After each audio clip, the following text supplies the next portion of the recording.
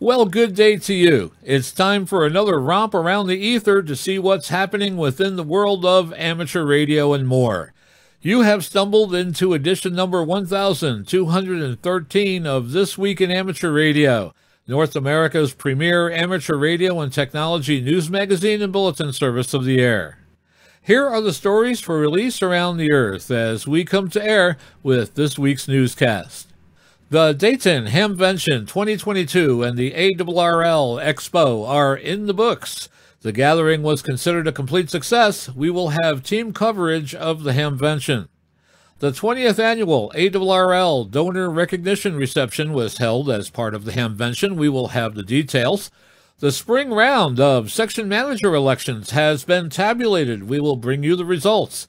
The ARRL RF Safety Committee Chairman received an award from the RSGB. We will tell you all about that. The ARRL was recently honored by the Masons in Newington, Connecticut.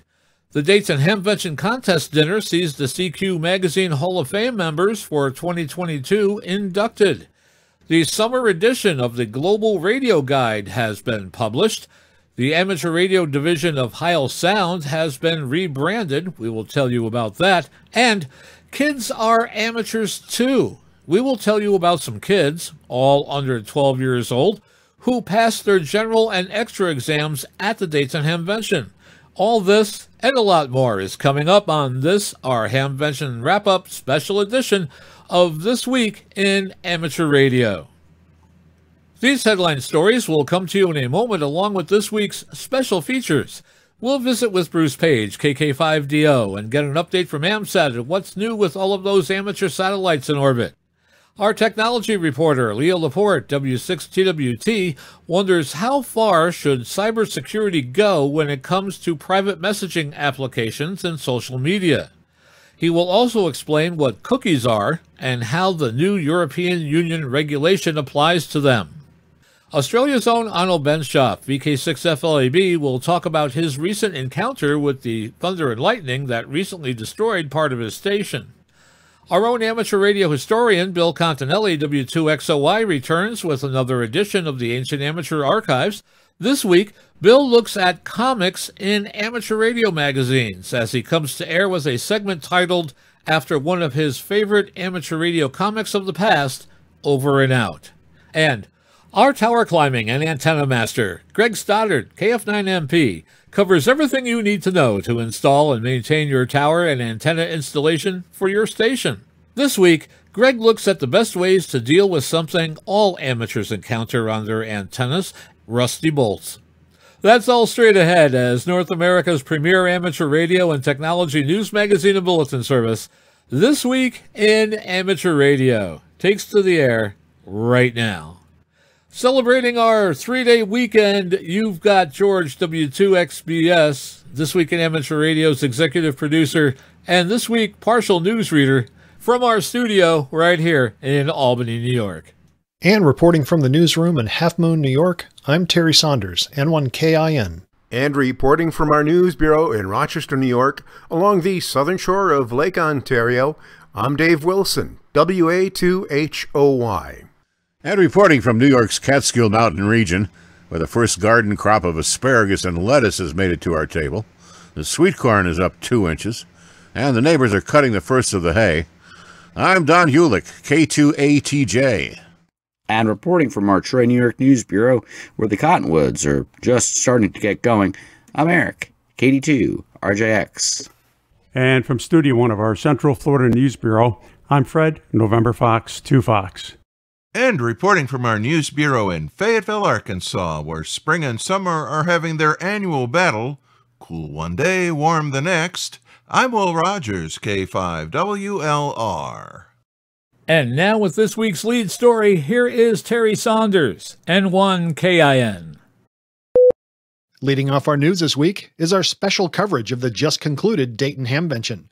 By all accounts, the 2022 Dayton Hamvention, which also served as the 70th reunion, was a great success.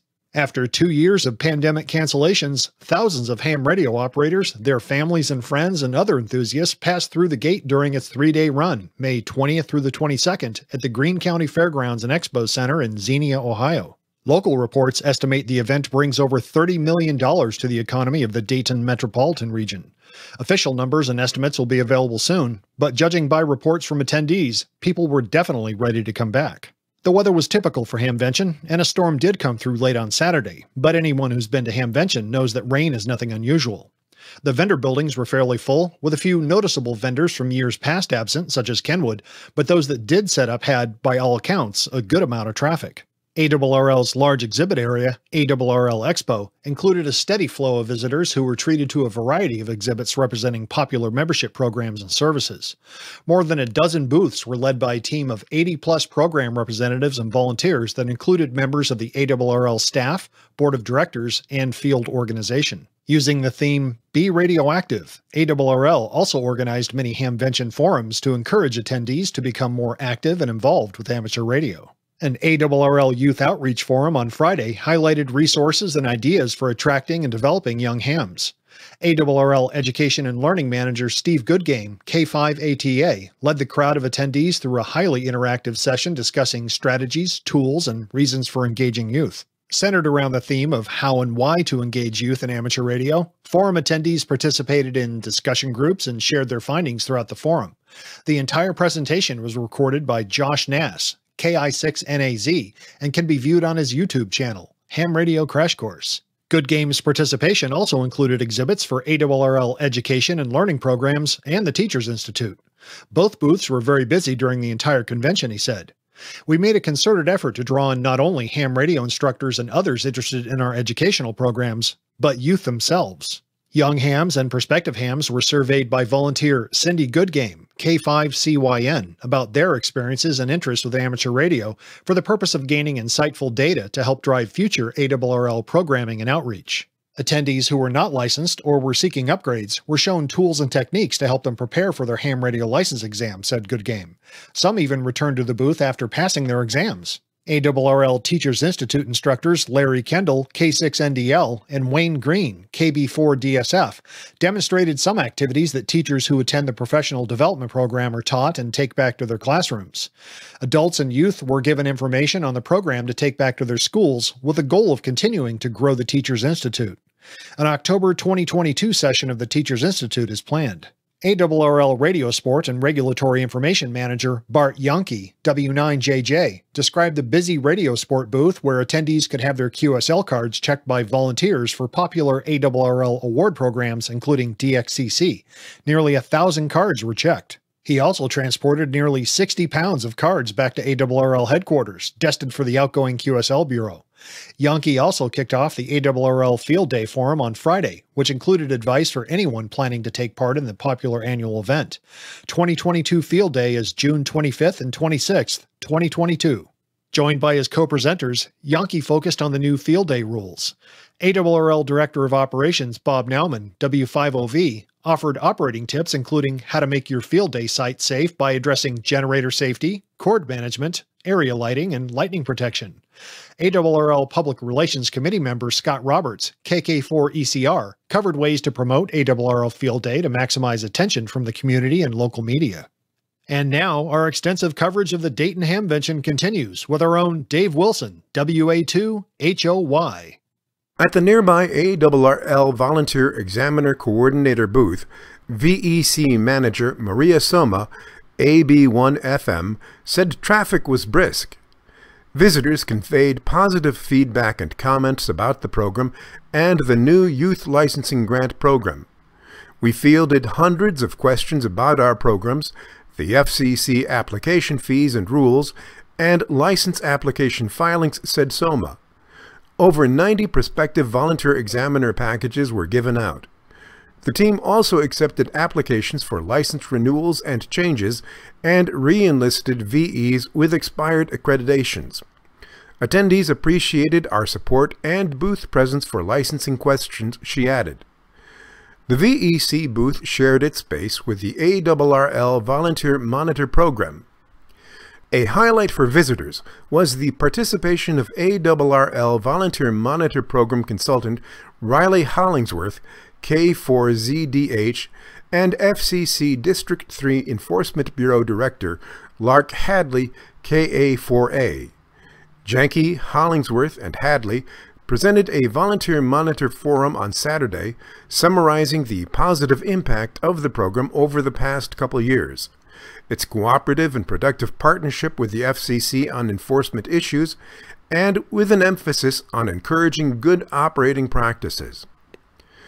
ARRL Director of Emergency Management, Josh Johnston, KE5MHV, coordinated and operated the Amateur Radio Emergency Service booth. His team included section emergency coordinators, public information coordinators, and vice directors.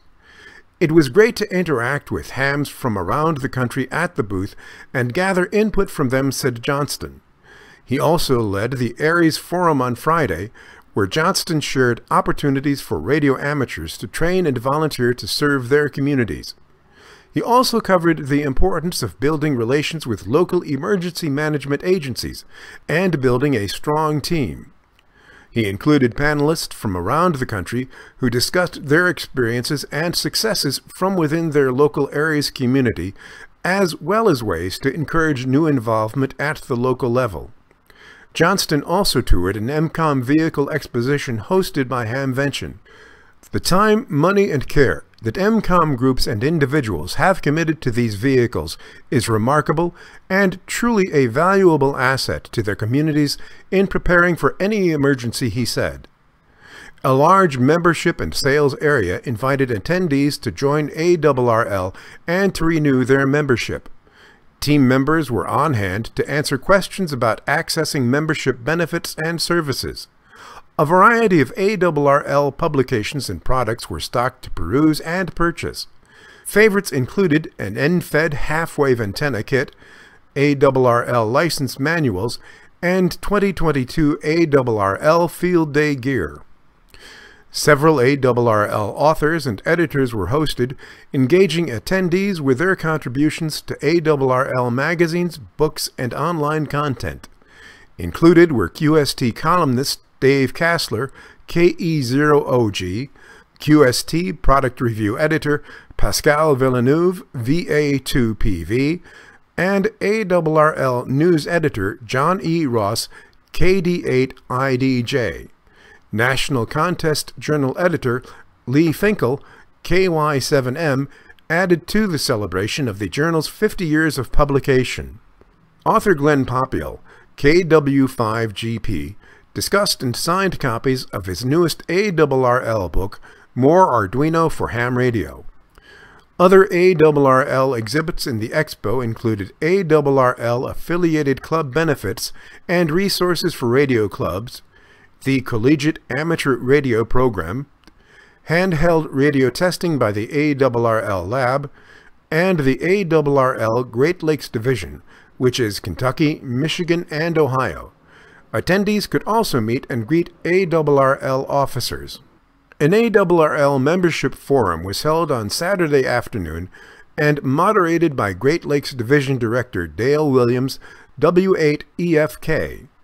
The forum included presentations on behalf of the ARRL Historical Committee presented by Midwest Vice Director David Proper, K2DP, and the Legislative Advocacy Committee presented by West Gulf Division Director John Robert Stratton, N5AUS. The forum concluded with remarks from ARRL President Rick Roderick, K5UR, and ARRL Chief Executive Officer David Minster, NA2AA.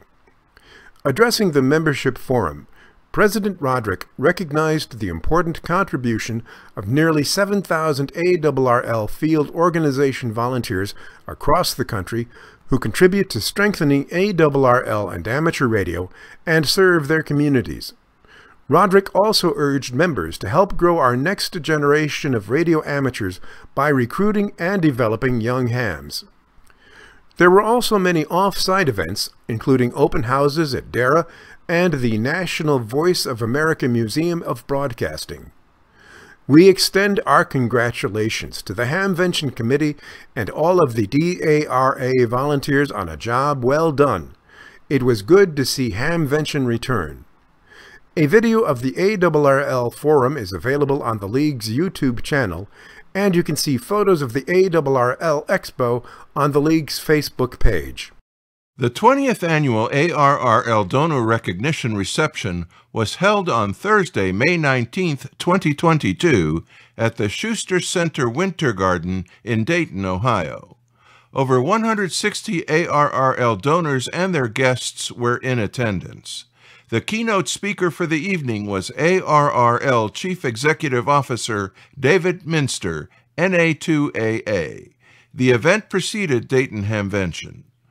"What does amateur radio mean to you?" asked Minster as he addressed the gathering. "Maybe it was belonging when you were a teenager, joining your school or local club.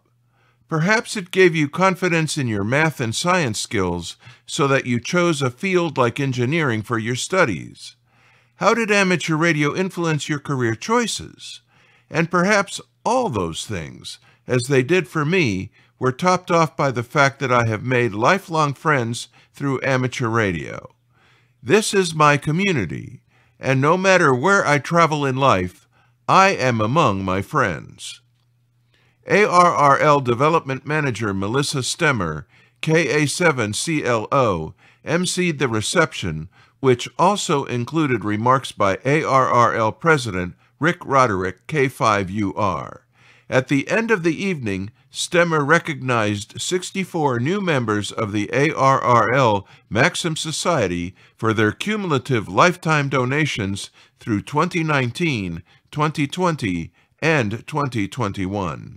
Another 19 members were recognized for advancing up to a higher giving class. All Maxim Society members in attendance joined the new members on stage for a group photo. The Maxim Society currently includes 333 members. "It was wonderful to meet and engage with current and prospective donors," said Stemmer. "This was my first Dayton Hamvention, and it was amazing to finally meet so many generous ARRL donors who, up to now, I have only been able to speak with on the phone." Throughout Hamvention weekend, Stemmer was present in the combined ARRL Development and ARRL Foundation booth, joined by volunteers from the ARRL Board of Directors and the ARRL Foundation Board of Directors. Chairman of the ARRL RF Safety Committee, Gregory D. Lappin, N9GL, accepted an award at the 2022 Dayton Hamvention from the Radio Society of Great Britain on Friday, May 20th. The Founders Trophy was presented by RSGB President Stuart Bryant, G3YSX, and recognizes outstanding service to the Society. Lappin accepted the awards for fellow committee members Kai Ciliak, KE4PT, Rick Tell, K5UJU, and Matt Butcher, KC3WD. Along with the members of the RSGB, the ARRL RF Safety Committee members formed an EMF Oversight group, which has been meeting since August 2020, to help develop tools and procedures for complying with the new RF exposure regulations for amateur radio operators in Great Britain. The new rules in the UK are similar to those already in effect in the United States. The new rules will be phased in over a 2-year period and are currently in effect for high-band frequencies only. RSGB members of the EMF Oversight Group are John Rogers, M0JAV, RSGB Director, Peter Zalman, G4DSE, and Ian White, GM3SEK, who received their awards at the Society's annual general meeting on April 23rd during an online ceremony. To learn more about the Radio Society of Great Britain, visit rsgb.org. The annual Dayton Contest Dinner, held during the Hamvention weekend on May 21st, saw the induction of 2 new members into the CQ Contest Hall of Fame. Recipient David Pascoe, KM3T, is well known for his championships and record scores, as well as his charitable work as a volunteer pilot for those with medical needs. Craig Thompson, K9CT, developer of the North American Collegiate Championship Program, was the other recipient, recognized for his work with Contest University and numerous other initiatives. CQ's Amateur Radio Hall of Fame added 7 new names, 3 of whom are silent keys. They are the late jazz pianist Robert Ringwald, K6YBV, Franklin Antonio, N6NKF, philanthropist and co-founder of chipmaker Qualcomm, and Wolf Hranth, OE1WHC/OE3WHC, Radio Austria International broadcast journalist. The other inductees are Scott Wright, K0MD, Mayo Clinic physician leading the team developing COVID-19 treatment with convalescent plasma, Peter Marks, AB3XC, the physician leading the team at the U.S. Food and Drug Administration overseeing COVID-19 vaccines, treatment, and testing, Les Kramer, WA3SGZ, developer of prosthetic devices for lower limbs, and Roy Llewellyn, W7EL, author of the EasyNeck antenna modeling software that has set standards for ham radio antenna design. The results of 2 spring section manager elections were determined when the ballots were counted at ARRL headquarters on Tuesday, May 24, 2022. Because no nominations were received by the original nomination deadline of September 10, 2021, it was necessary to resolicit nominations for the Delaware section manager position. Joseph Gribb, KI3B, a resident of Bear, Delaware, was appointed interim Delaware section manager in January 2022 until the election could be held. John Ferguson, K3PFW, a resident of Georgetown, received 162 votes, and Gribb received 96 votes. Ferguson will begin his 18-month term instead of a 2-year term as section manager on July 1st. In Indiana, Bob Burns, AK9R, received 625 votes, and incumbent section manager Jimmy Mary, KC9RPX, received 344 votes. Burns, a resident of Brownsville, will begin his 2-year term on July 1st. Mary, a resident of Ellettsville, has served as section manager for the past 4 years. Wisconsin will have a new section manager on July 1st. Jason Spetz, KC9FXE, a resident of Menominee, was the sole nominee. Spetz will take the reins of the section's field organization from Patrick Moretti, KA1RB. Moretti, a resident of Dousman, decided not to run for a new term of office after serving as section manager since 2016. Scott Roberts, KK4ECR, the only nominee for the Northern Florida section, will become section manager on July 1st. He has been serving as the assistant section manager and public information coordinator for the section.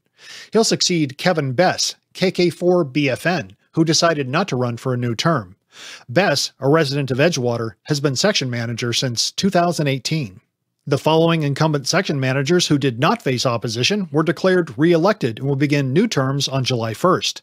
Thomas Beebe, W9RY in Illinois, Philip Dugan, N1EP in Maine, David Kidd, KA7OZO in Oregon, James Armstrong, NV6W in Santa Clara Valley, California, and Paul Gayette, AA1SU in Vermont. ARRL extends its thanks to all incumbent section managers for their past valued service, and congratulations to those who will take office beginning on July 1st.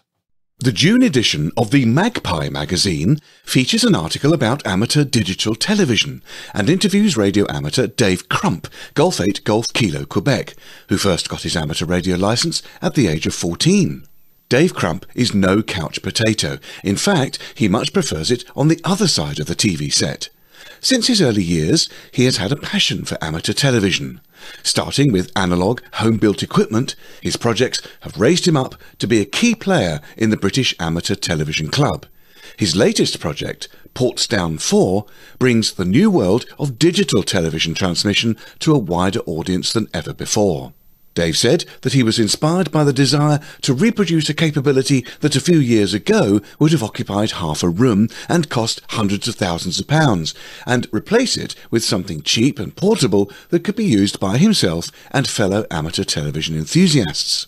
You can download the free Magpie magazine PDF from magpie.raspberrypi.com. Magpie is Mike Alpha Golf Papa India. Seek out issue number 118 and head for the article by P.J. Evans on page 8. You can find out a lot more about amateur television by visiting the British Amateur Television Club website at batc.org.uk, and you can find them on Twitter at BATC Online.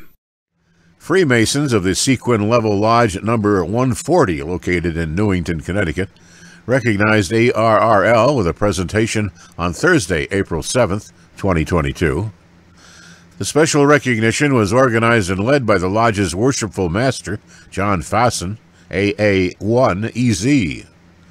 Fason is also a member of the ARRL staff, serving as a membership services representative in the membership, marketing, and communications department. Fason and his fellow Masons organized the event to recognize ARRL for its contribution to the Newington community and its role in serving ARRL members and radio amateurs worldwide. Newington Mayor Beth Del Buono participated in the presentation, issuing an official town proclamation honoring ARRL. The honors bestowed on ARRL were accepted by a representative group of the headquarters staff, members that included Assistant Member Services Manager Kim McNeil, KM1IPA, Member Services Manager Yvette Vinci, KC1AIM, Director of Emergency Management Josh Johnston, KE5MHV, Director of Operations Bob Nauman, W5OV, and Director of Public Relations and Innovation Bob Inderbitson, NQ1R. Inderbitson thanked the Masons and Mayor Del Buono. Inderbitson also shared some background about ARRL's presence as a Newington fixture since 1938. While ARRL was established in Hartford in 1914, the association settled in Newington when construction started on the new headquarters station in 1937 on its current 7-acre site.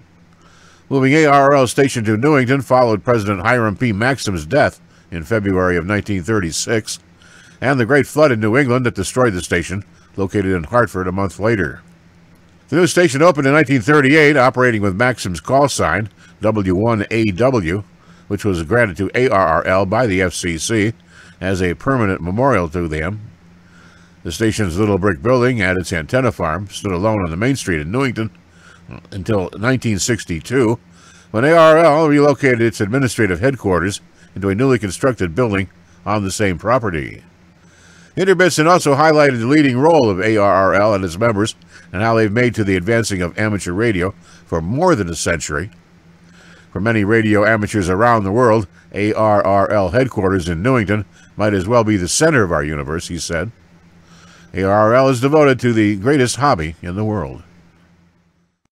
And now with the latest technology news and commentary from Petaluma, California. This Week in Amateur Radio is proud to present Leo Laporte.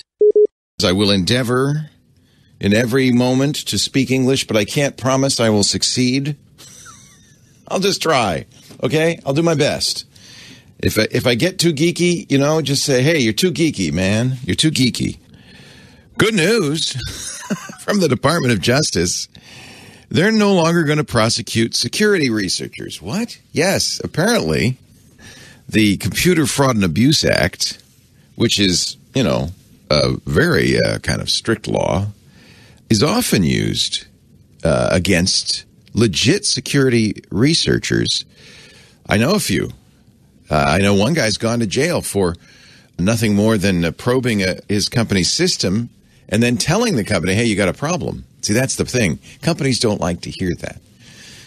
They ought to learn, though, right? If you've got a flaw in your system and somebody discovers it, you ought to say, hey, thank you. In fact, you might even want to cut them a few bills and say, we appreciate it because you've been saved from a fate worse than death.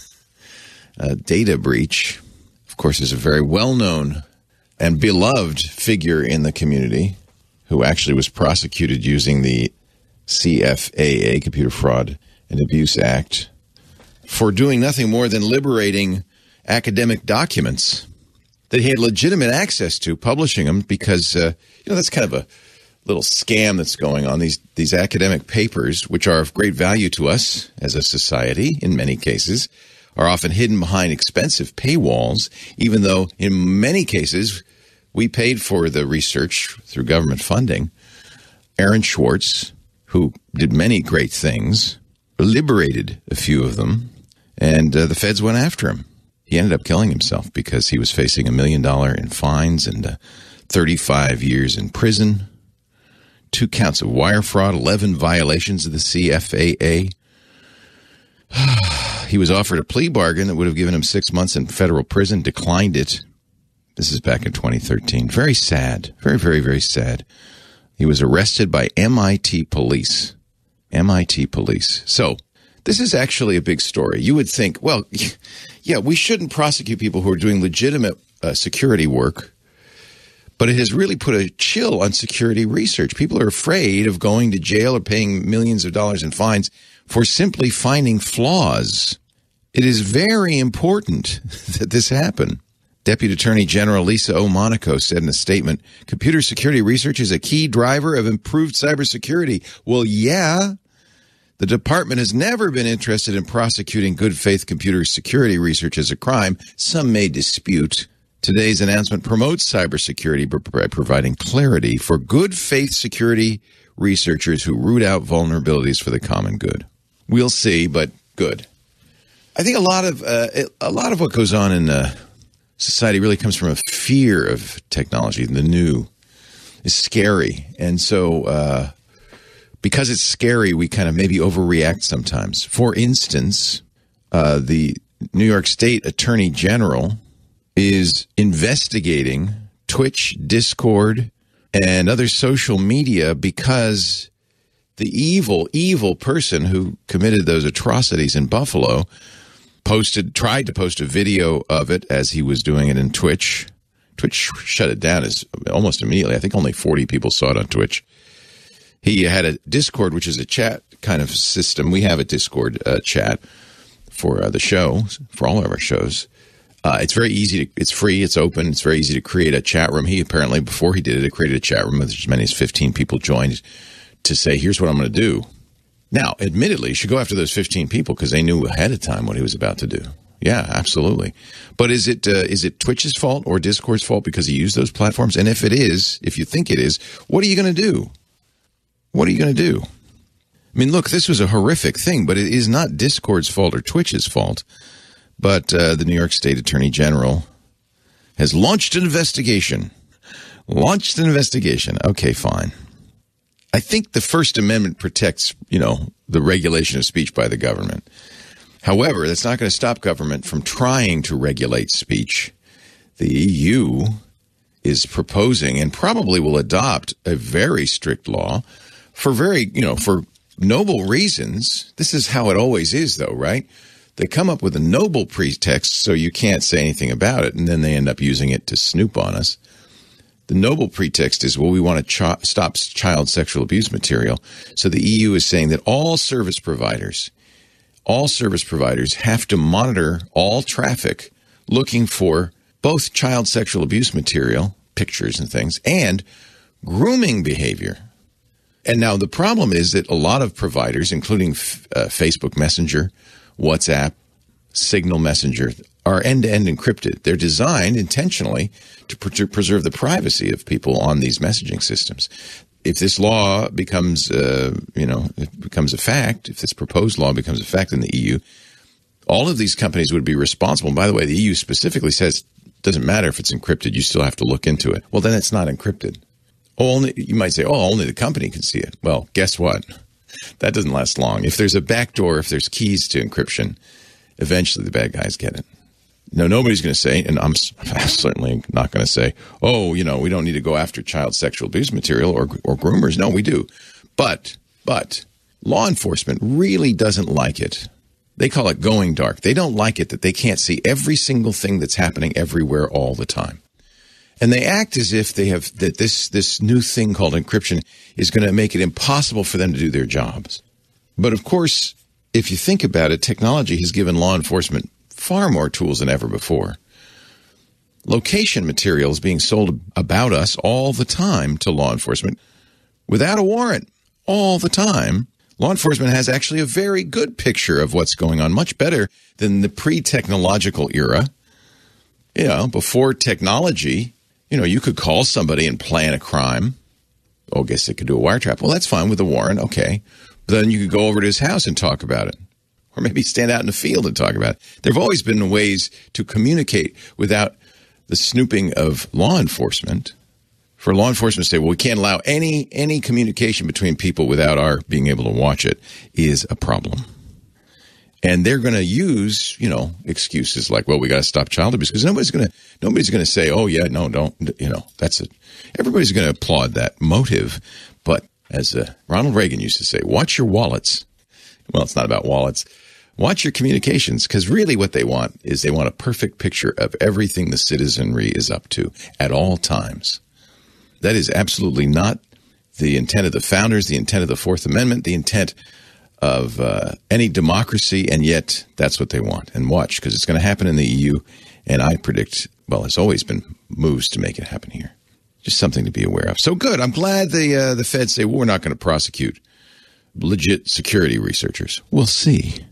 And I don't think, investigating Twitch and Discord is going to do anything to prevent mass shootings. They're not, or 4chan, they're not critical to this. That's not the direction to go to stop it. What do you think? Do you deserve a modicum of privacy? Let's see. What else can we talk about? Cookies were invented way back in the early days of the World Wide Web by the folks at Mosaic, which was, you might remember, one of the very first browsers. And it makes sense. They had to solve this problem. You visited the site once before, or many times before. How can the site remember your previous visit, perhaps save the last page you visited, or your shoe size if you buy shoes there, that kind of thing? And, of course, one way to do that was for the site to keep track of it. But sites have tens of millions of users, many more in some cases. They don't want to keep all that information. Plus, there's a security concern with them keeping the information.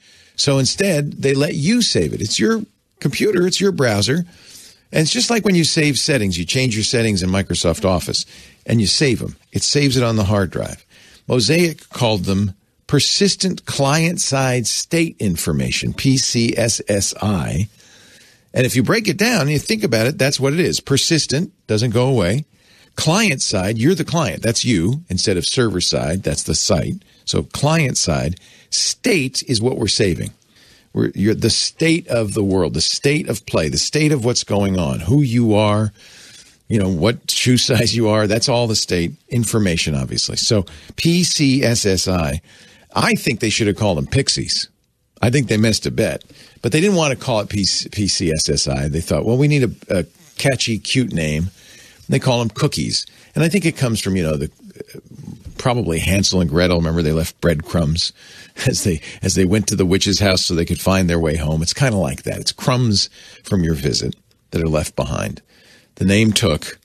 And unfortunately, there is one potential security risk with cookies. It's not really the biggest privacy issue out there by far, but it's the one everybody's aware of. And it comes from something called third-party cookies. When Mosaic created the description of cookies and what cookies are for, they said something really important. They were kind of aware of the privacy thing. Only the site you're visiting can read its cookies. They didn't want you to go to the Starbucks site. Starbucks saves your favorite drink. And then when you go to Pete's Coffee, have Pete know what your favorite Starbucks drink is. So they said in the specification, and it's still the case, only the site you're visiting can read that cookie. So only Starbucks knows what your favorite drink is. Pete's can't tell. Pete's can't even tell you've been to Starbucks. So that, they don't want you to go to Pete's and Pete says, hey, well, I see you're a Starbucks customer. Let me offer you a certificate, a coupon. No. So they have very good rules. Unfortunately, companies like Facebook figured out a way around the rule. You ever see the Facebook like button? Well, that little like button is coming from Facebook. That like button is Facebook. It can set a cookie, and it knows where it is. So when you go to Starbucks, even if you don't click the like button, that's a little spy hole for Facebook. And they say, I see you're in Starbucks. And they save a cookie. Now Facebook knows you've been to Starbucks. Facebook can share that with anybody else if they have a like button, and so on and so on and so on. That was a little leak that, of course, Facebook figured out. They call those third-party cookies. So the cookies Starbucks sent when you visited Starbucks, those are first-party cookies. Those are okay. The problem is third-party cookies. And I do recommend you disable third-party cookies in every browser, because that's all that is.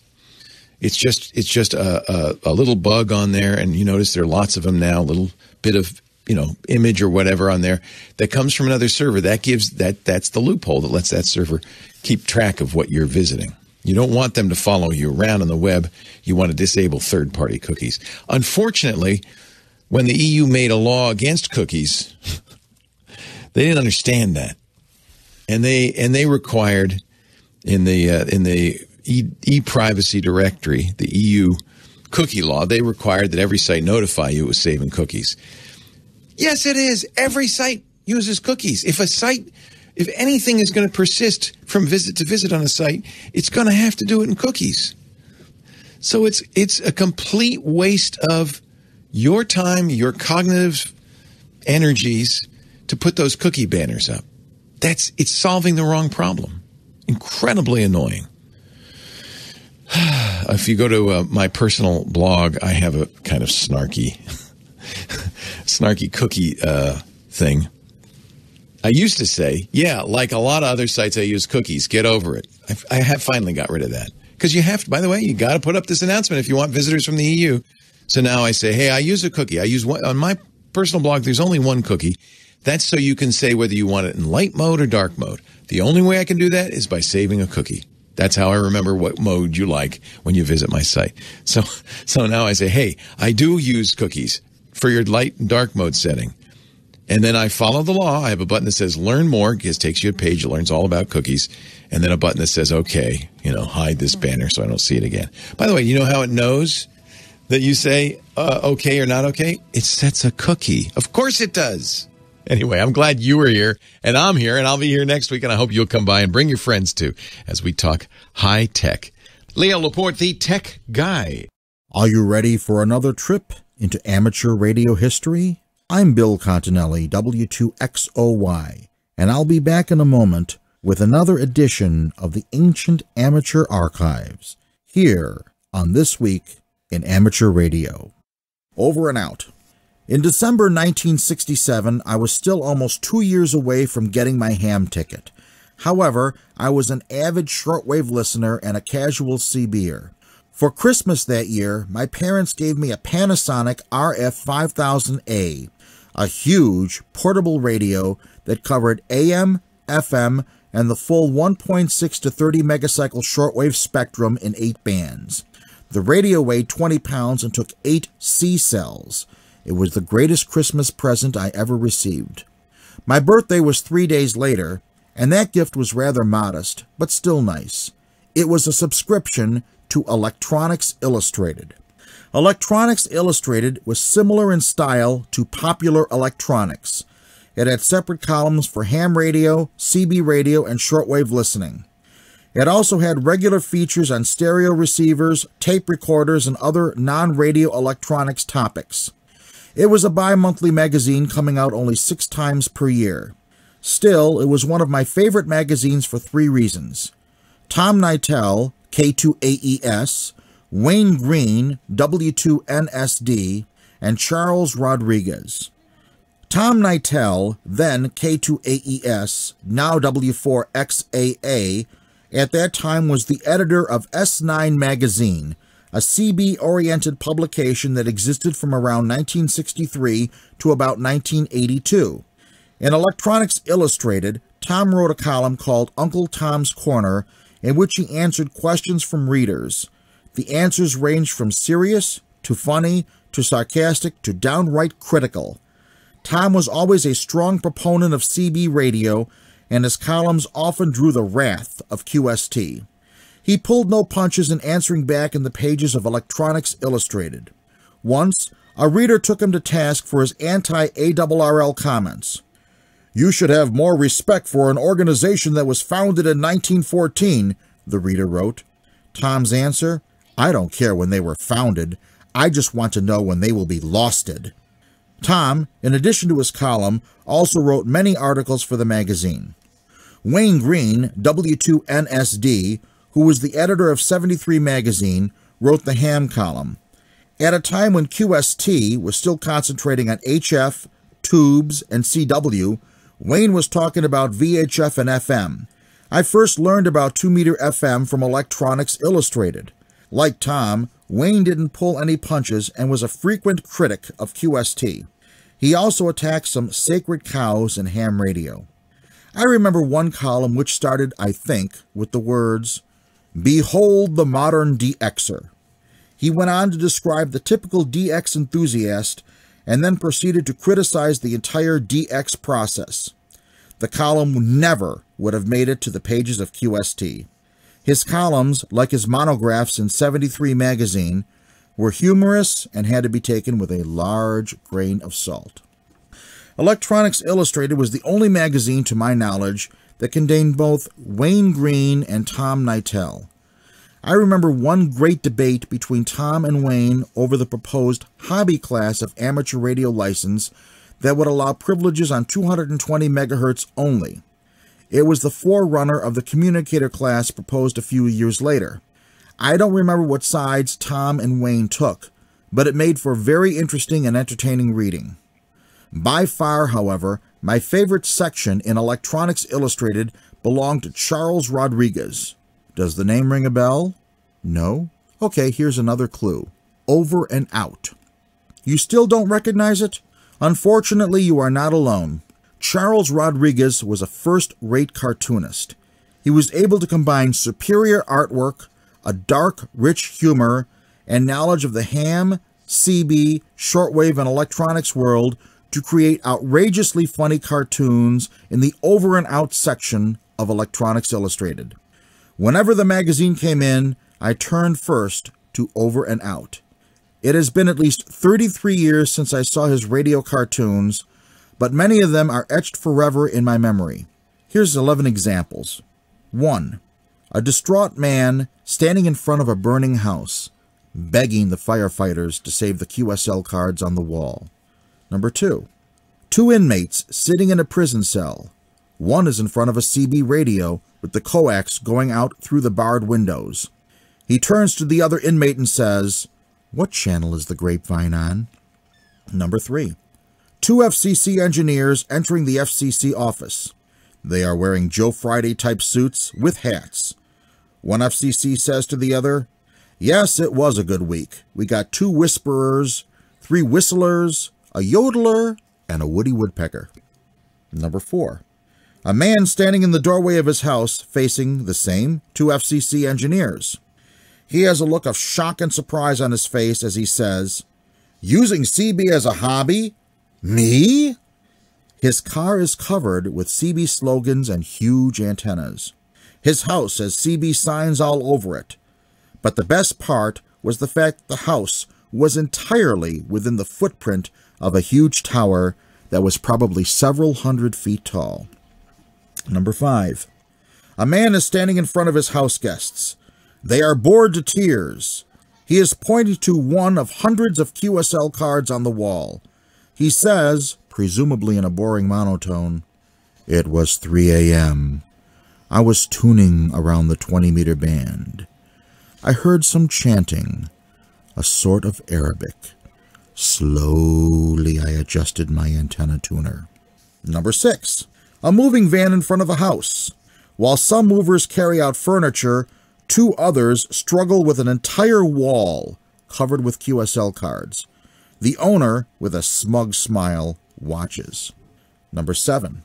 A large, coarse, burly man is standing in a radio store. His jacket proclaims him the king of Channel 22. He is holding one of the store clerks by the throat and yelling, "Don't you guys ever sell any more Channel 22 crystals. You understand that?" Number 8. A party. On the wall is a sign stating something like Tri-City CB Club. One man is dressed in a Batman-type costume, complete with mask and cape. The costume proclaims him the Phantom of Channel 9. 2 irate men stand in a corner glaring at the masked man. One says to the other, "It's guys like him who give CB a bad name." Number 9. An elderly couple stands in front of a stereo store. The sign says, "Senior Special. Why pay for sound you can't hear? Try our custom stereo system. 500 cycles to 5 kilohertz frequency response. Pay only for the frequencies you can hear." Number 10. A man standing in front of the doorway of his house, a look of embarrassment and shame on his face. In front of him stands the mailman with a look of anger and contempt. The mailman is tossing a Radio Moscow QSL card on the ground. Number 11. A Navy admiral is standing in the ship's radio room. There are about 3 sailors standing at attention with looks of fear on their faces. Behind the sailors, we see the ship's radios. The admiral, clearly furious, is yelling at the sailors, "I've never seen such a sloppy outfit! High SWR, microphonic tubes, and 2 IF transformers out of alignment." Remember, this is from my memories of over 33 years ago. I haven't been able to find these comics anywhere on the internet. My descriptions don't do justice to these comics. Rodriguez was a master at pairing funny dialogue with witty artwork. The best way I can describe his style is a cross between Gahan Wilson and Charles Addams. Each issue contained about 2 or 3 cartoons, and they were all great. My parents renewed Electronics Illustrated each year as part of my birthday gift. Sadly, around 1973, the magazine ceased publication. Tom went back to S9, Wayne went back to 73, and Charles Rodriguez went, of all places, to National Lampoon, where his comics became R-rated.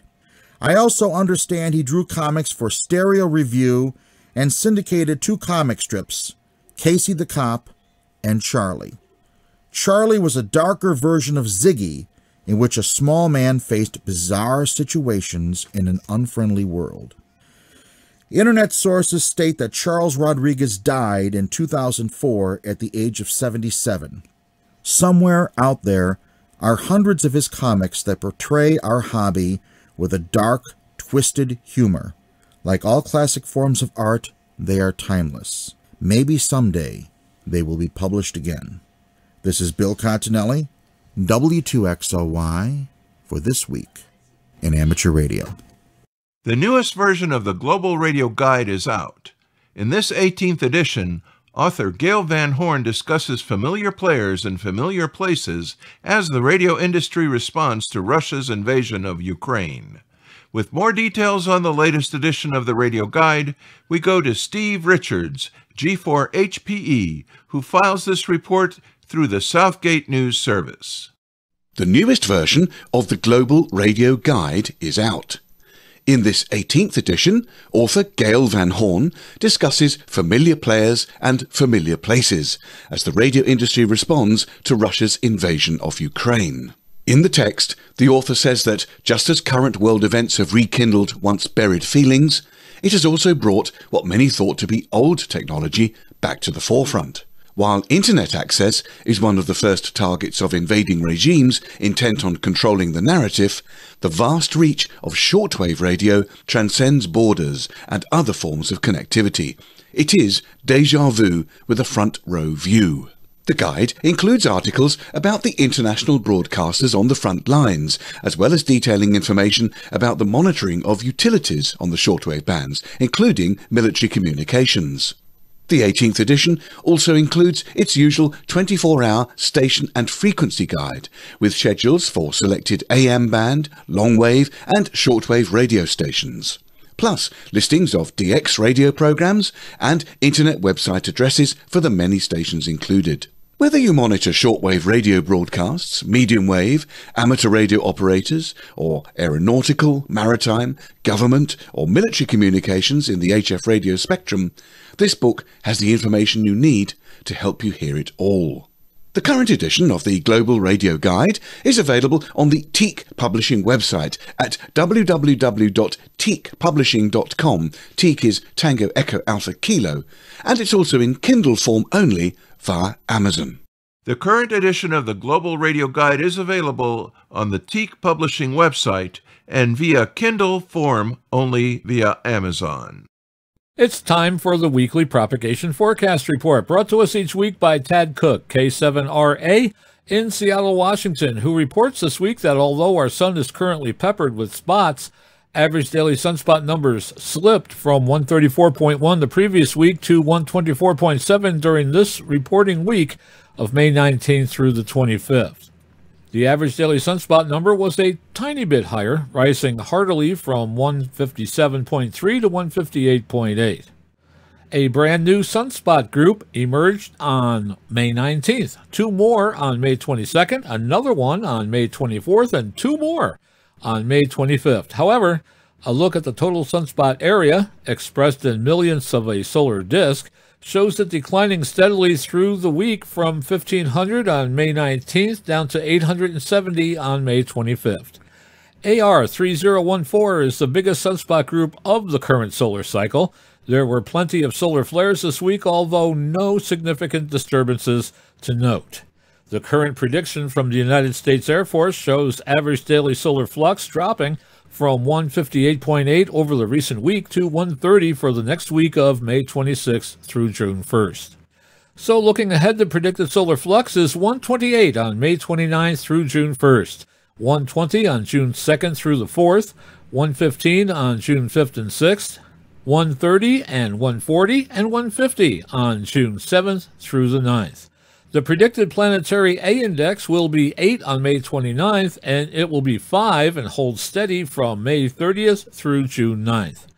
Also of note this week is a possible meteor outburst. Debris from a shattered comet is approaching Earth, and it could cause a meteor outburst on May 31st. Experts caution that this is an uncertain forecast. The shower could be a great storm, a complete dud, or almost anything in between. Whatever happens, sky watchers in North America will be in the right place to see it. The shower is expected to peak almost directly above Southern California. Here's this week's Amsat report from Bruce Page, KK5DO. Now that the Hamvention is behind us, there's a bit less of a month for the field day 2022. And as you know, there are bonus points for making a satellite contact during a field day. I hope every group attempts to make their contact. The FM satellites are going to be as busy as can be, really hammered with signals. The very first rule is to never transmit unless you can hear the satellite. It's a guarantee that every pass of an FM satellite, there's at least one or two, if not a dozen hams using it. If you cannot hear the satellite, check your KEPs and check your frequencies. Next, if you're in the southern part of the U.S., your best opportunity to make the one contact is either as the satellite is rising from the south or is setting from the north. If you're in the northern part of the U.S., it is just the opposite. The reason is there's fewer stations for you to compete with, and when the footprint covers most of the U.S., you will have to contend with everyone else doing the same thing. But once you make your contact, do not try to make a contact again. And I know that excitement when someone then calls you. However, if you leave, you are allowing two stations that have not made a contact the opportunity to make a contact instead of just one that you called for. There will be more pointers in the next few weeks. Enjoy Field Day. Some of the oldest spacecraft are still going strong. Beyond use, they're often referred to as the undead. The interesting engineering website says that not all the stuff in space is junk. Some are true gems. Believe it or not, according to the Index of Objects Launched into Outer Space, which is maintained by the United Nations Office for Outer Space Affairs, there were 7,389 individual satellites orbiting our little green planet at the end of April last year. That's 2021, although estimates do vary. This number is only set to increase over time, with some estimates coming in at around 990 satellites being added to the mix every single year. If this is true, by about 2028, we can expect to see somewhere in the order of 15,000 satellites orbiting Earth. This includes the massive increase in satellites scheduled to be deployed by companies like SpaceX in their Starlink constellation. The rise of small CubeSats, microsats and nanosats and so on may also increase the number several-fold over the coming decades or so. The article says that the vast majority of spacecraft, around 60%, are actually defunct and have been left to their fate. Often referred to as space junk, these long-dead satellites, as well as other pieces of metal and equipment, are increasingly becoming a potentially serious navigational hazard for current and future spacecraft. As an example, consider Vanguard 1C, which was launched in 1958.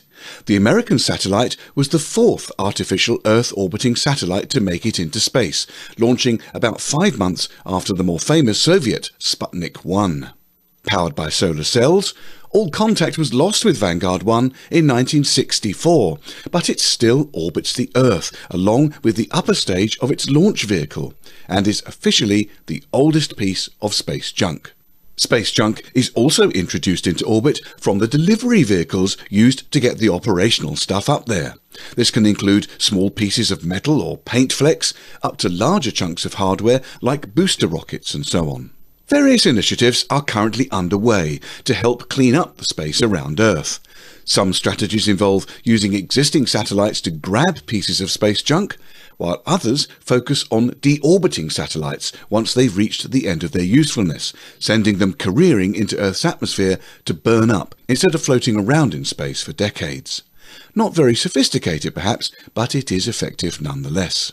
A link to the full article can be found under this story on the Southgate Amateur Radio News website at www.southgatearc.org. Foundations of Amateur Radio. The other day I was woken by the sound of a thunderclap. It was shockingly loud and came out of the blue. A few moments later it happened again. I exploded out of bed, rushed to the shack, disconnected the beacon power and switched the antenna coax to safe. After breathing a sigh of relief, everything went dark, and with it came the distinctive sound of the sudden death of the uninterrupted power supply, taking with it my workstation. With nothing else left to do, I reported the outage to the power company, went back to bed, pulled the covers over my head, snuggled in, and surprisingly slept pretty well, despite the barrage of water hitting my QTH. The next morning, the power was back on, and I discovered that one of the residual current devices, the one that powered most, if not all the wall sockets, had tripped. I reset it, and much to my surprise, most of my QTH came back to life. I say most because after breakfast I had a moment to switch on my radios and see what, if any, damage there was. I could hear and trigger the local repeater, but HF was strangely dead. I could hear the coax switches turning on and off, but the SWR on the antenna was high, and it didn't appear that the antenna coupler was doing anything. It's powered remotely using a device called a bias T. You use two of them to transport a power supply voltage along your antenna coax. In my case, I inject 12 volts in my shack and extract the 12 volts at the other end near the antenna, where it powers the antenna coupler. Occasionally, the antenna coupler needs a reset, so I removed the power, waited a bit, and reconnected.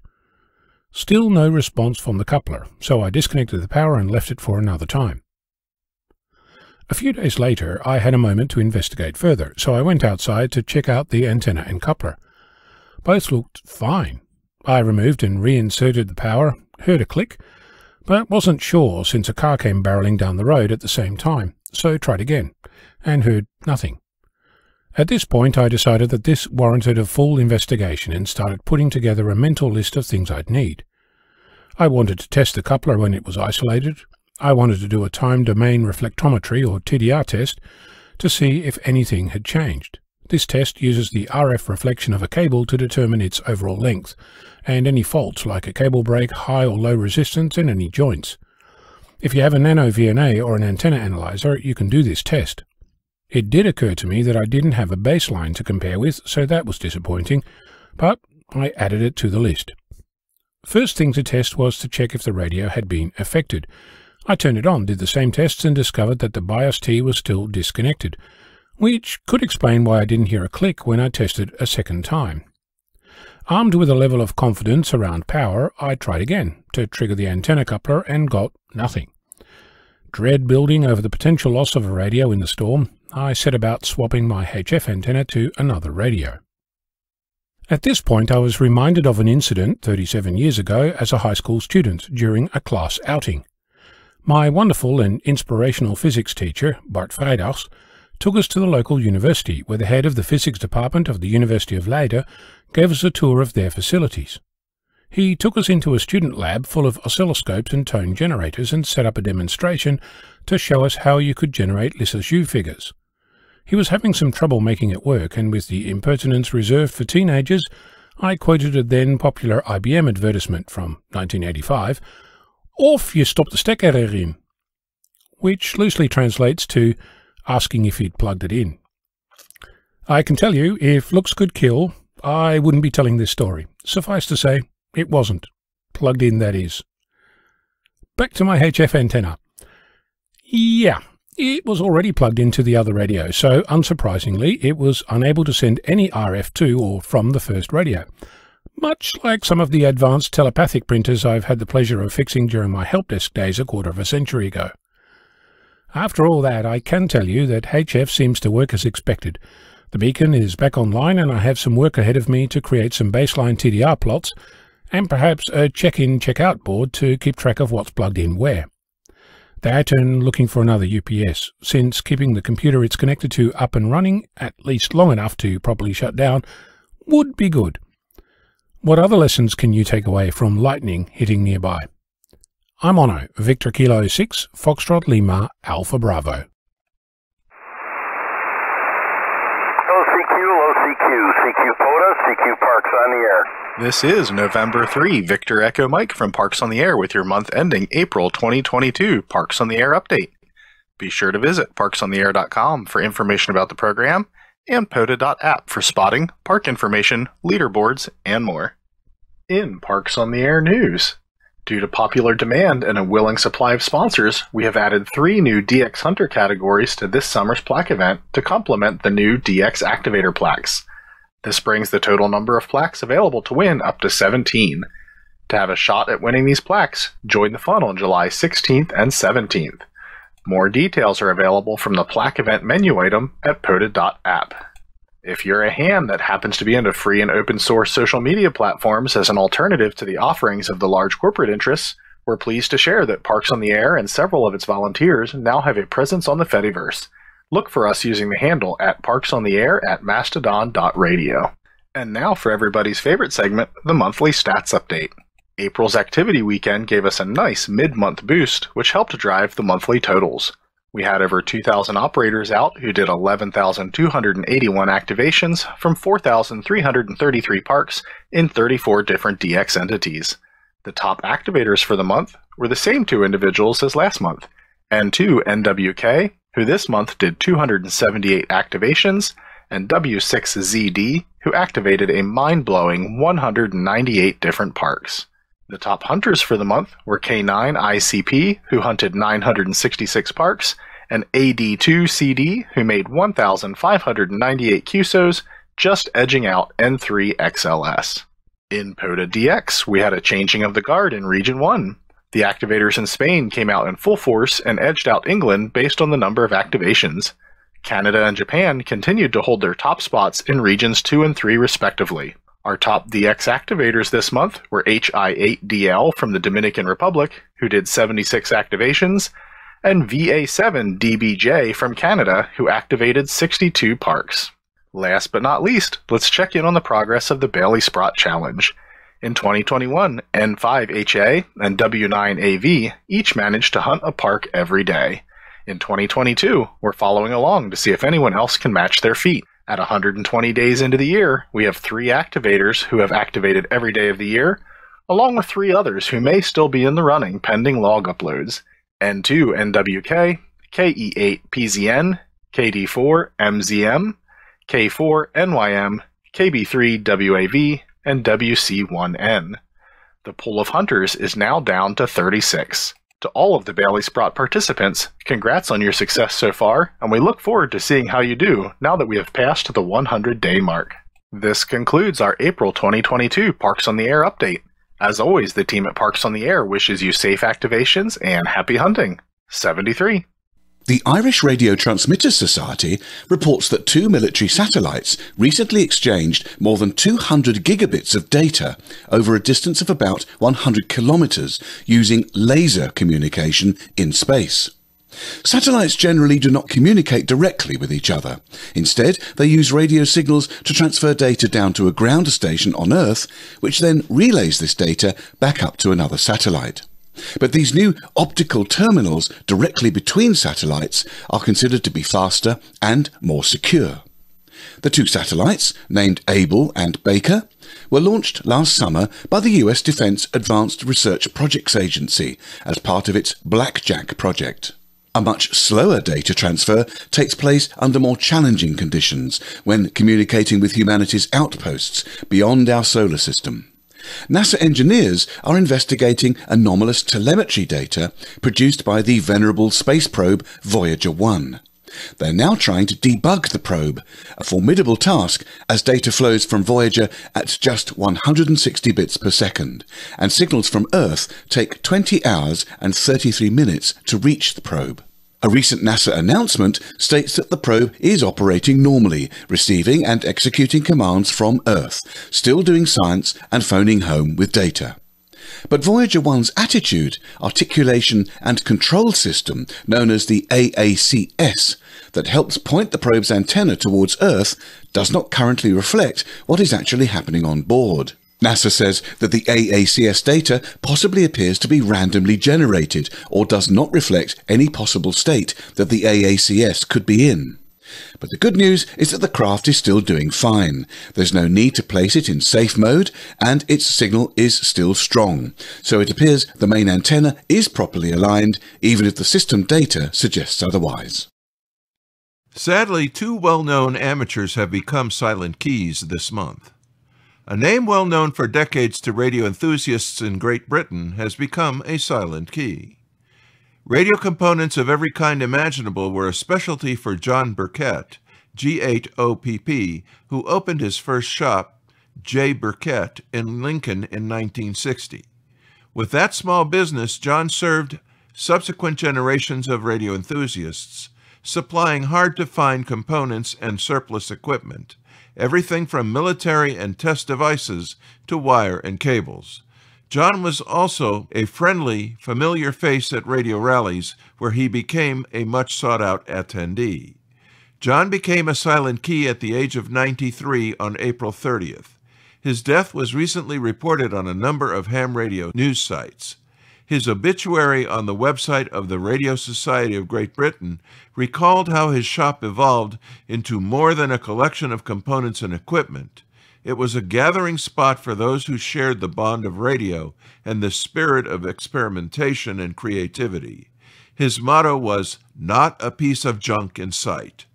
A post dated May 20th on the website Hackaday paid tribute to what was ultimately the worldwide presence of this very local shop, quoting Hackaday, "Though many of you from beyond where this is being written may never have heard of him, the chances are that if you follow electronics enthusiasts from the UK, you will have unwittingly seen items which passed through his hands."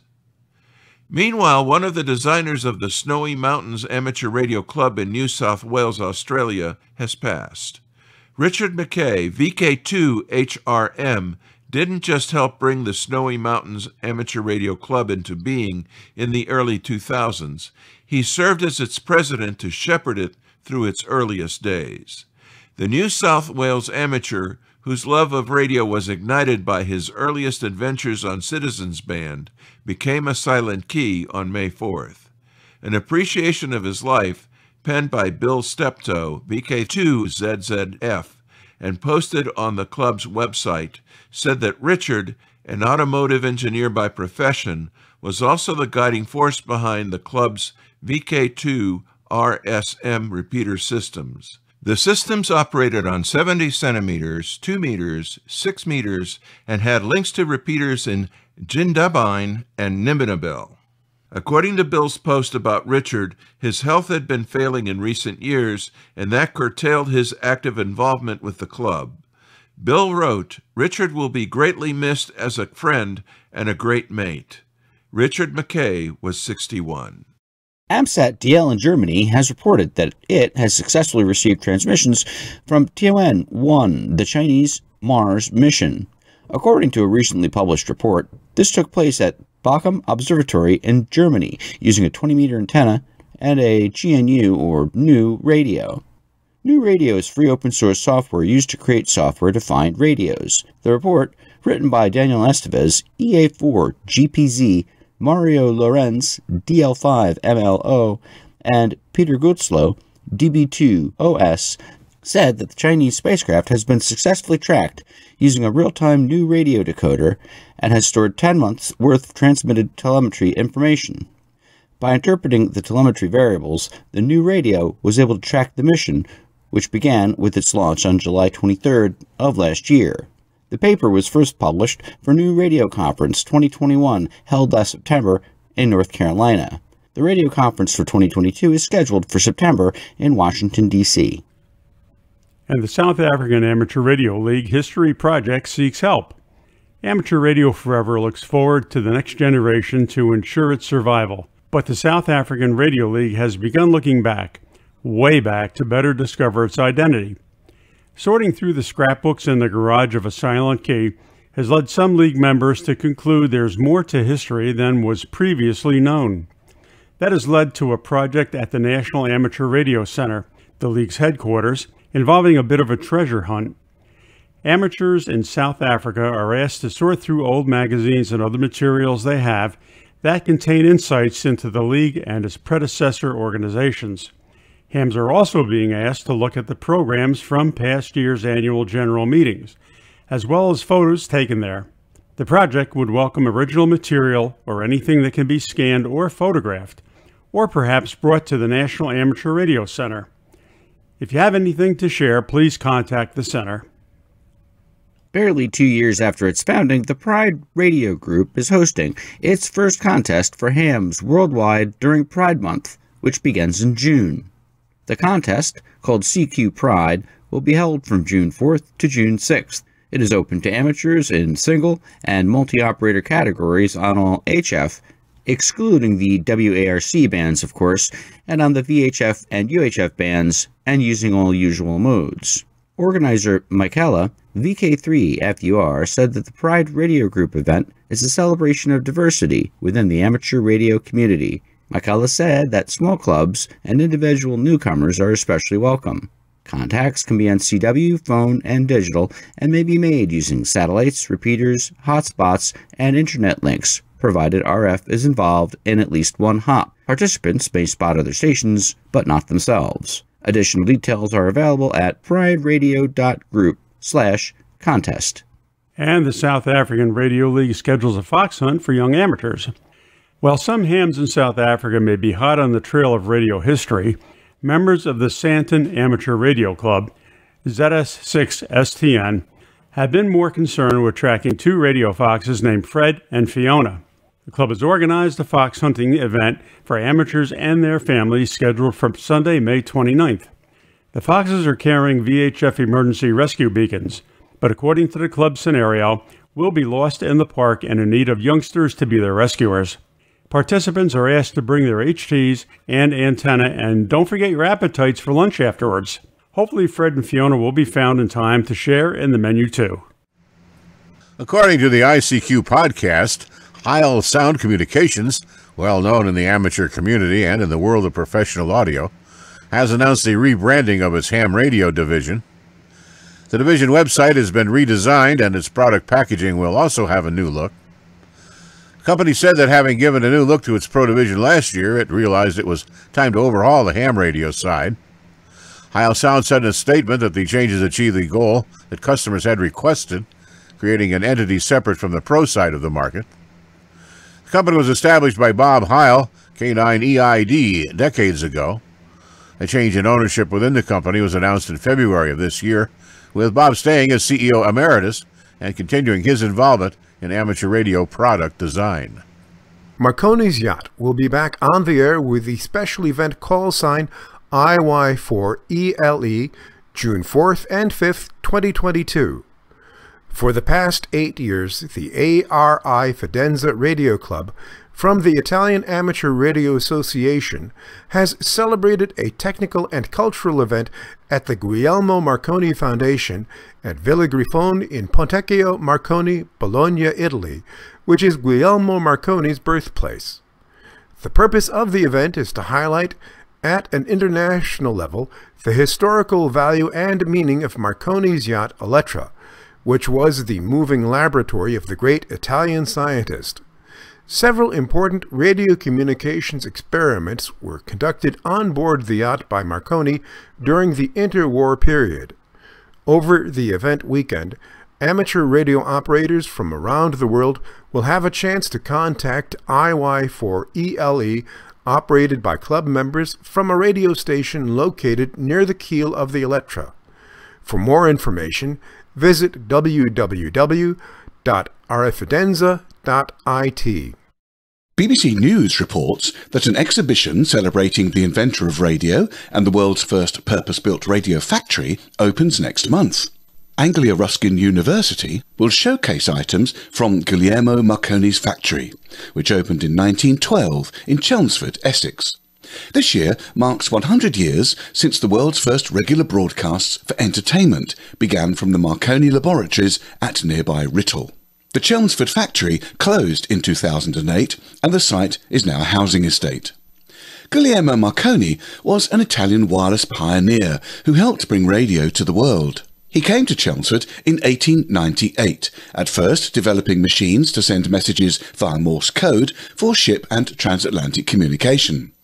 After World War I, Marconi's engineers started looking at broadcasting voices and entertainment. The exhibition will include the world's first radio signal detector and early receivers and transmitters used during the 1914-18 conflict. The display will also showcase the first ever microprocessor, a mobile car phone from 1984, as well as a TV camera used at the Queen's coronation in 1953. You can read the full BBC News item with pictures at www.bbc.co.uk and look for Essex News in the UK England section. And now, with his segment on tower climbing and antenna safety, here is Arizona's own Greg Stoddard, KF9MP. One of the worst tasks we get stuck with from time to time is removing rusted antennas and mounting hardware from a tower. Prevention is just as much a part of this topic as dealing with rusted bolts. The bad news is there's no easy answer to this problem, but let me share some of the tricks that I've used to deal with rusted bolts. Weather permitting, I go up the tower a week before the job date and oil the suspect bolts with a healthy dose of penetrating oil. And don't forget to warn the ground crew before you start. Also consider where you're parked, upwind or downwind from the work site. I literally flood the rusted bolts with penetrating oil from lots of angles. If possible, one more trip before the scheduled removal date to oil the works is also a good idea. Remember to spray the bolts from below you, never oil things above your head unless you're wearing eye protection. On removal day, I bring a variety of screwdrivers and wrenches. Bring a selection of locking grip pliers with good teeth. Also, bring 2 hacksaws with spare coarse blades. Before taking a hacksaw up the tower, check to see if it's that type that easily flies apart when you flex it the wrong way. Sometimes several wraps of electrical tape can stop these cheap hacksaw blade handles from flying apart. Careful selection of cross-tip bits can play a big factor in removing rusted antennas. An impact driver is also a great screwdriver bit holder for the bare hand due to its size and therefore increased torque. You can cut mostly through rusted bolts, leaving a thin strip of steel. Then when all bolts are cut, they can easily be broken in fast sequence with a screwdriver or pliers.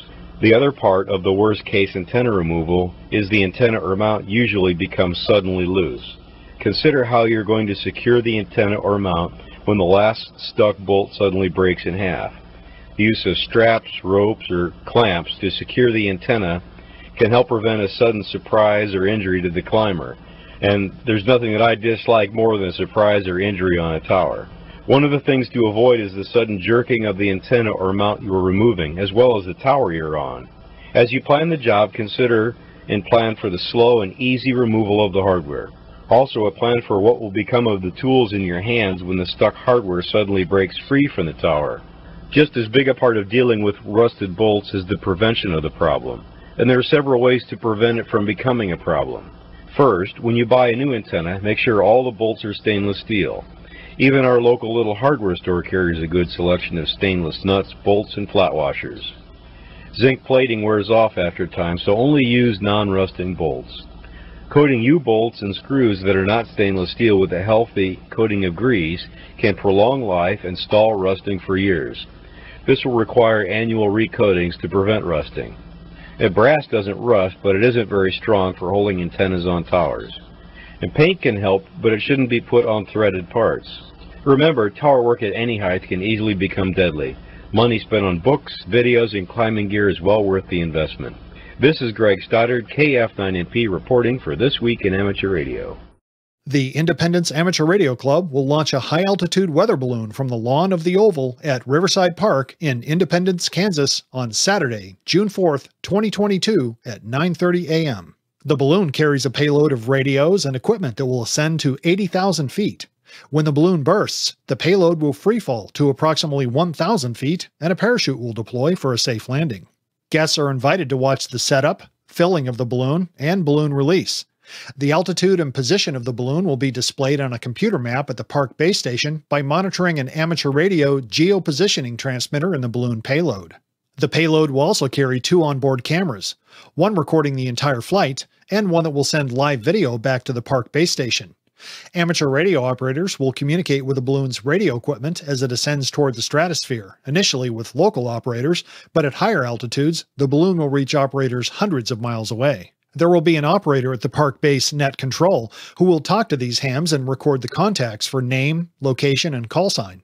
The flight path is unknown because the wind on the day of the launch will determine the direction. A chase team will follow the flight using the balloon's geopositioning transmitter and drive to recover the payload. Once the team is close to the landing site, a location transmitter beacon within the payload will give the exact position. The team will use radio finding antennas and techniques to recover the payload. If weather conditions prevent launch, the event will be rescheduled. For more information, go to the IARC website at www.n0id.org. An activation by the Western Reserve Amateur Radio Club called Libraries on the Air is coming up, and it's happening on Saturday, June 18th, the Youngstown Public Library main branch in Ohio. The first-time activation is inspired in part by the working relationship that hams already have with the county library system, which has been hosting the club's holding workshops, license classes, and testing session. Just like any popular library book, the event has started to go into circulation. Amanda Farone, KC3FGU, is the club secretary, and she said that a club in Missouri plans to participate on the same day, activate one of their local libraries. There's also been interest from a club in Kentucky. Amanda went on to say that we would love to go to the nationwide at some point and get as many libraries activated as possible.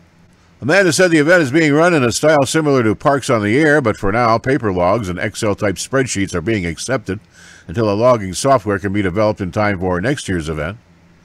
Amanda said if the event gains enough traction, the club's activation can expand beyond the main branch to all 11 libraries in the county.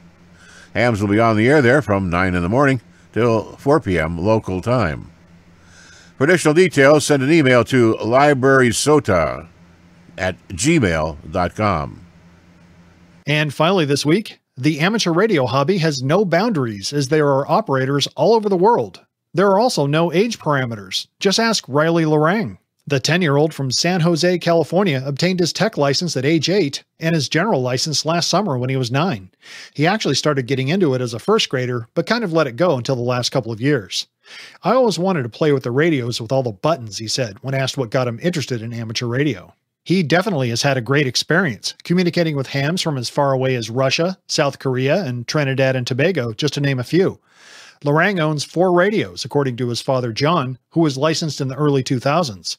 I spoiled him, John said. He just decided he wanted to do it. The younger Lorang had to obtain the tech license online due to COVID, but when in-person tests were offered, he was one of the first in San Jose to sign up and be tested. This was his first time at the Hamvention. The Wagner siblings, Bernadette, Benedict, and Agnes, are a little more experienced in Hamvention, attending their first in 2019 before COVID shut things down for a couple years. Benedict, 13, has been licensed for 4 years. Bernadette, 15, and Agnes, 12, have had their licenses for 3 years. I went to meetings with my dad and I thought it was fun, Benedict, AD8FQ, said.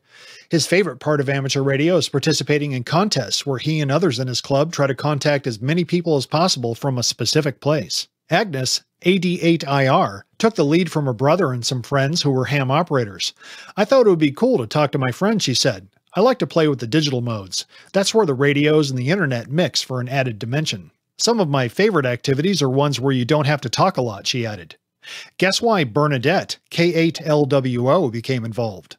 I just kind of got dragged along into it, she said. The other kids were getting into it. Also a scout with Scouts of America, Bernadette has noticed a trend amongst her peers. A lot of other scouts that I met recently are into ham radio, she said. However, the Wagners, who are from Stowe, Ohio, became involved, and that is fine with their father, Nick, AC8QG. It lets us do some things as a family, he said. Agnes and Benedict will be presented at Saturday's Youth Forum at the Hamvention.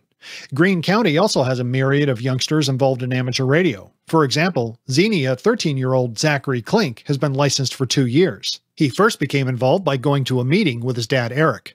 I like doing the races, he said. Zachary attends those races, horse, 5K, and marathons, and charts how many people pass by his station. This Week in Amateur Radio is heard around the world on amateur radio repeater systems, streaming on the internet, or on great low-power FM broadcast stations like WGXC-FM, part of the Wave Farm, on 90.7 megahertz in Akron, New York, serving Greene County and the southern regions of New York's Capital District. Many of the news and information items heard on this edition of This Week in Amateur Radio have been provided by the American Radio Relay League, the ARRL Audio News Service, and the ARRL Letter, the Southgate Amateur News Service, Steve Richards, G4 Hotel Papa Echo, and the Southgate Vibes News Service, AMSAT, the Radio Amateurs of Canada, the FCC, the Radio Society of Great Britain, and Ofcom, the South African Radio League, the International Amateur Radio Union, the Wireless Institute of Australia, and the Australian Communications and Media Authority, the New Zealand Association of Radio Transmitters, the Amateur Radio Newsline, the Rain Hamcast, Eric Guth, 4Z1UG and QSO Today, QRZ.com, the Tech Guy, Leo Laporte, the International Telecommunications Union, and various news sources on the Internet. With special thanks to all our weekly news sources and to you, our listeners, that wraps up this edition of This Week in Amateur Radio. If you would like to write to us, you can find everything you need, including archive editions of the news service, at our website at twiar.net. And now, for all of us at This Week in Amateur Radio headquarters and all our news team around the world, this is Will Rogers, K5WLR and